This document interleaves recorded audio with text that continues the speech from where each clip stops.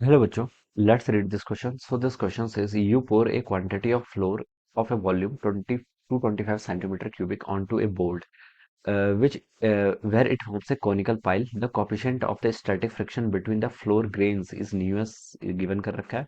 Find the maximum height of the pile. Pile की आपको क्या बतानी है? मैक्सिमम हाइट बतानी है. ठीक है. कोनिकल पाइल मतलब देखिए मतलब टीरा एक कोनिकल फॉर्म में देखिए आपको फोर को क्या करना है रखना है. जैसे बच्चों इस क्वेश्चन का की कॉन्सेप्ट आप पहले लिख लीजिए स्टैटिक फ्रिक्शन. क्या लिख लीजिए? Static friction. स्टैटिक फ्रिक्शन बच्चों मैं क्यों लिख रहा हूँ वो अभी आपके समझ में आ जाएगा. ठीक है. स्टैटिक फ्रिक्शन क्या हो जाएगा इस क्वेश्चन का आपका की कॉन्सेप्ट है. ठीक है. स्टैटिक फ्रिक्शन तब लगता है जब क्या होता है आपका यहाँ पर रिलेटिव मोशन नहीं होता. ठीक है. अब देखिए बच्चों जैसे आपके पास क्या है आपके पास बोर्ड है दिस बोर्ड. ठीक है. ये आपके पास पे बोर्ड है क्वेश्चन में बोला गया है. इस फ्लोर बोर्ड पर देखिए आपने क्या रखा है फ्लोर रखा है. ठीक है. आप क्या बना रहे हैं? एक आटे का टीला बना रहे हैं. ठीक है. अब देखिए आपने इस तरीके से बना दिया कोनिकल फाइल है तो कोनिकल फॉर्म में ऐसे आपने बना दिया. ठीक है. इस तरीके से आपने बना दिया कैसे? ऑलराइट. ये आपका इस तरीके से ऐसा सिचुएशन हो गई. ठीक है. ये वाला तो आपका बोर्ड है और ये आपने कोनिकल ऐसे फाइल बना दिया. ठीक है. ये आपका इस तरीके से बन जाएगा. ऑलराइट. ये आपका बन गया. और क्वेश्चन में क्या गिवन कर रखा है? क्वेश्चन में एक चीज और बोली गई है कि क्वांटिटी देखिए इसकी वॉल्यूम गिवन कर रखी है. वॉल्यूम कितनी गिवन करके? वॉल्यूम देखिए किसके इक्वल होती है? कौन की? पहले तो 1/3 पाई r² इंटू एच के इक्वल होती है. ठीक है. एच क्या है थी इसकी? एच इसकी हाइट होगी. This maximum height is called our H. और आर क्या होगी? इसकी रेडियस हो जाएगी. ठीक है. यहाँ से लेकर यहाँ तक की ये तो आपकी क्या होगी? रेडियस होगी. And this one is called its height. ये क्या हो जाएगी? आपकी हाइट हो जाएगी. ठीक है. और वॉल्यूम आपने यहाँ पर गिवन कर रखी है. इसकी वैल्यू कितनी है आपकी? 225 सेंटीमीटर क्यूबिक के इक्वल है. Right.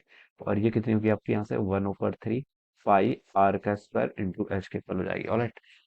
while it forms a conical file. ठीक है. The coefficient of static friction between the floor grains given कर रखा है. Find the maximum height of the pile. Pile की maximum height कितनी होनी चाहिए हमें बताना है. तो इसको देखिए हम ऐसे करेंगे. इस क्वेश्चन को सॉल्व हम ऐसे करेंगे. यहाँ पर देखिए अगर यहाँ पर देखिए आप इसको ऐसे समझिए. ठीक है.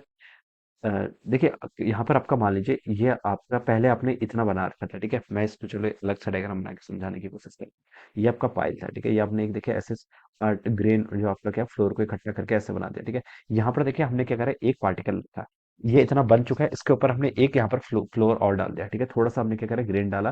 तो मान लीजिए देखिए इस पर क्या हो जाएगा आपका वो एक थोड़ा सा एक फ्लोर का पार्टिकल डाला तो इस पर देखिए एक mg फोर्स आपका ऐसे लगेगा. एक फोर्स आपका देखिए यहाँ पर नॉर्मल ऐसे लग जाएगा. ठीक है. तो हम बता सकते हैं कि ये एंगल मान लीजिए आपका अभी के टाइम पर आपका एंगल कितना है? अल्फा के इक्वल है. तो ये एंगल भी कितना हो जाएगा आपका? एन हो जाएगा. ये एंगल आपका अल्फा हो जाएगा. अब मैं बता सकता हूँ यहाँ पर से mg के दो कंपोनेंट आएंगे. ये वाला कंपोनेंट बच्चों कितना? mg का साइन अल्फा. ठीक है. और mg का साइन अल्फा. और ये वाला कंपोनेंट कितना आपका? mg का कॉस अल्फा.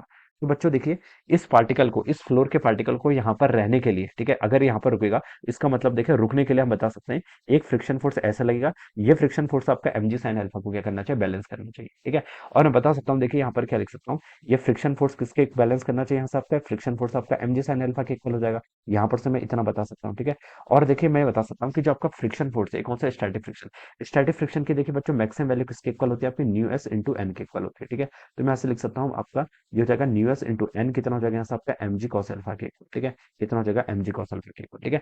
तो हम बता सकते हैं देखिए जैसे जैसे देखिए अगर हमने और इकट्ठा किया तो देखिए ये आपका ऐसे बन जाएगा. कोन आपका ऐसे बन जाएगा. ठीक है. जो आपका कोनिकल पाइल है ऐसे बन जाएगा.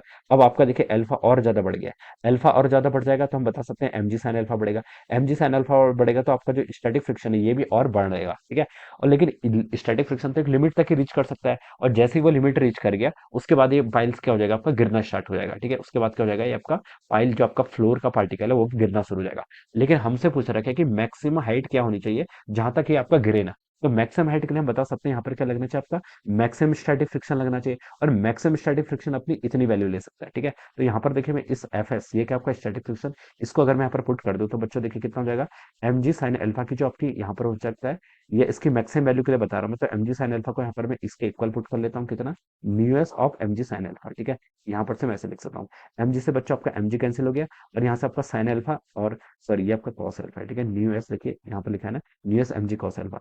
तो ये हो जाएगा आपका देखिए टेन अल्फा इजिकल टू कितना आ गया? न्यू एस आ गया. ठीक है. तो ये आपका यहाँ पर से इतना आ जाएगा. और यहाँ से आप ऐसा भी लिख सकते हैं अल्फा की वैल्यू कितनी हो जाएगी? Tan inverse new S. ये आपका एंगल ऑफ रिपोज भी होता है. This is called our angle of repose. ठीक है. ये भी आ सकता है.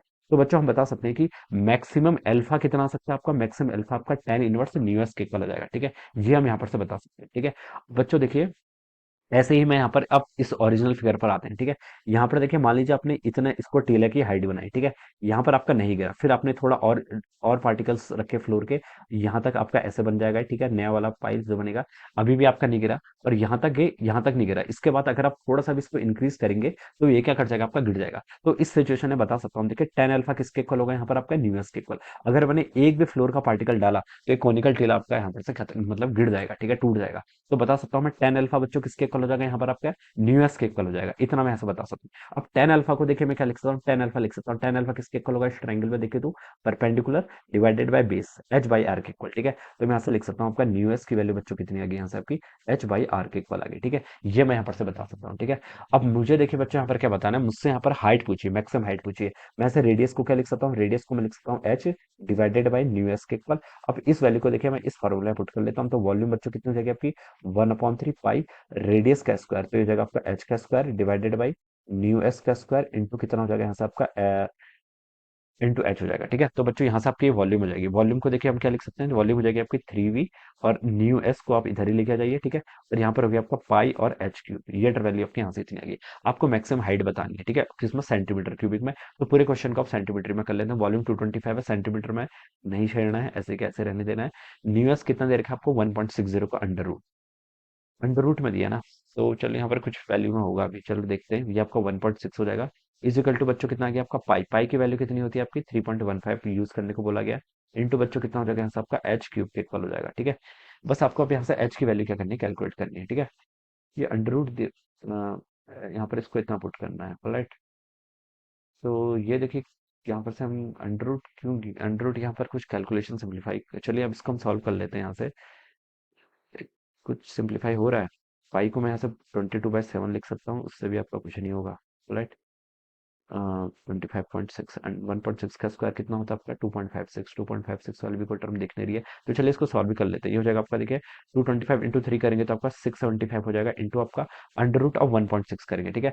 1.6 को देखिए मैं क्या लिख सकता हूँ आपका 16 इंटू, नहीं इसका रूट भी देखिए आपको कैलकुलेट करना पड़ेगा। देखिए तो ये कितना होगा आपका 1.6 का, आप यहाँ से देखिए बच्चों अंडर रूट कैलकुलेट करेंगे तो इसकी वैल्यू आपकी अंडर रूट ऑफ 1.6 की वैल्यू आपकी आती है 1.27 के इक्वल आ रही है। कितनी आ रही है, 1.27 डिवाइडेड बाय बच्चों कितना हो जाएगा आपका 3.15 इजिकल टू आपका यहाँ से एच क्यूब के इक्वल हो जाएगा, ठीक है। तो बच्चों उसको आप सॉल्व कर लीजिए। देखिए ऊपर क्या है 675 इंटू आपका 1.27 करेंगे तो आपका 857.25 आ रहा है, डिवाइडेड बाय बच्चों 3.15 करेंगे 3.15, तो उसकी वैल्यू आपको 272 के इक्वल आ रही है। कितनी आ रही है आपकी 272.14, ये आपका एच क्यूब की वैल्यू आ रही है।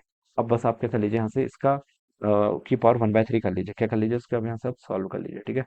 तो बच्चों देखिए अगर हम इसको यहाँ पर से सॉल्व करेंगे तो इसकी वैल्यू देखिए कितनी आ जाएगी यहाँ से आपकी, इसकी वैल्यू हम लिख सकते हैं आपकी, ये हो जाएगा आपका 272 पॉइंट आपका करेंगे तो इसकी वैल्यू बच्चों आपकी 6.5 के इक्वल आ रही है, 6.5 के इक्वल आ रही है। कितनी आ रही है, 6.5 के इक्वल आ रही है अप्रोक्सीमेटली। तो इसको हम देखिए 7 सेंटीमीटर लिख सकते हैं। कितना लिख सकते हैं, 7 सेंटीमीटर। तो 7 सेंटीमीटर बच्चों यहाँ से क्या होना चाहिए, इसका करेक्ट आंसर होना चाहिए, ठीक है। 7 सेंटीमीटर, ठीक है। तो बच्चों क्या बता सकते हैं, ऑप्शन ए क्या होगा इसके करस्पॉन्डिंग आपके यहाँ से करेक्ट आंसर होना चाहिए। This should be the right answer of this question, alright. So I hope you all understood this concept. All the best and thank you so much.